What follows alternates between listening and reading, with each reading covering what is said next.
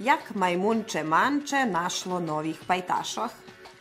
Jednoho večara majmunče Manče stihlo na adresu dasa003@kovacica.rs.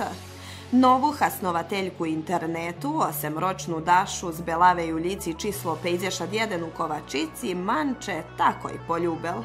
Pričina za toto nie boli jej prekrasni belavi oči ani tlustenjki lička, ale toto, že še gu njomu odnošela tak, jak ani jedno dzecko dotedi. Naš pajtaž majmunče še tak našol u društve rižnih grafičnih simboloh, ktorý voláme znaki interpunkciji, ani še šorovo nje rozkomocel, a už u bliskosti začul. Stranjec, prišol stranjec. Na isce, stranjec, bez našej dozvoli do sistemi znakov interpunkciji upadnul stranjec, hvarel drugi glas. Ja nje stranjec, ja vaš novi cimer, hvarel Manče. Prihodzim z virtualnoho šveta i pomaham ľudzom. To sprevocka. Nie može hoć kto i hoć kediljem tak upadnut medzi znaki u virečenju. Išće ispreveda, že pomaha ľudzom. To jednostavno njemožljive. Skričalo na Mančeta čudne jestvo u formi proste liniji iz hlavu pod nohu. Kto ti? Pitalše Manče. Vikričnik, ja vikričnik, odvitoval dluhovasti. Jak še usudzuješ postaviac pitanja? Njemaš druhej roboti? Rozumiš me, hlapče, hej, nje? Napada Mančeta išće jeden kustlustejši žitelj hiški interpunkciji. Posle dluhšoho času še nam pridružel novi znak. Trebali bizme ho krašnje privitac. I točka. Hvarim vam to jak interpunkcija, ktorú še najčastejše hasnuje. Hvarela točka. Ti to dumaš ozbiljno? Najtake čudne, zmotane, durne, a ostanje medzi nami?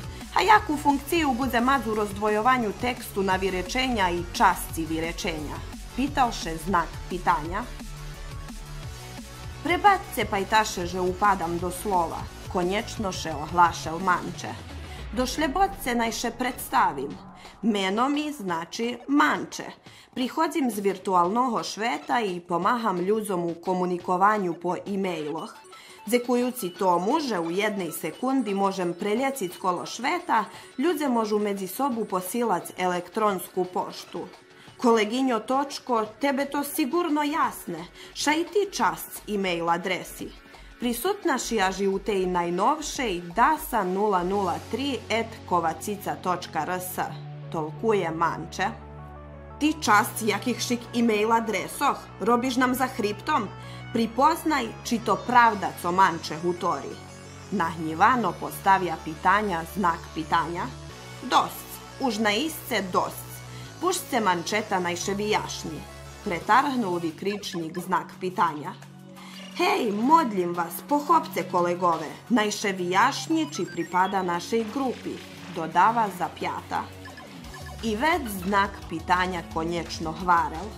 No, majmunče, jak jedini ovlasceni za postavljanje pitanjoh, pitam ciše. Chceš nam še pridružit? Chceš žit u hiški interpunkciji i ostać medzi znakami? A ja nje znam, skromno odvitoval Manče. Robotu už maš, ľudzom ši vše baržej i baržej potrebni.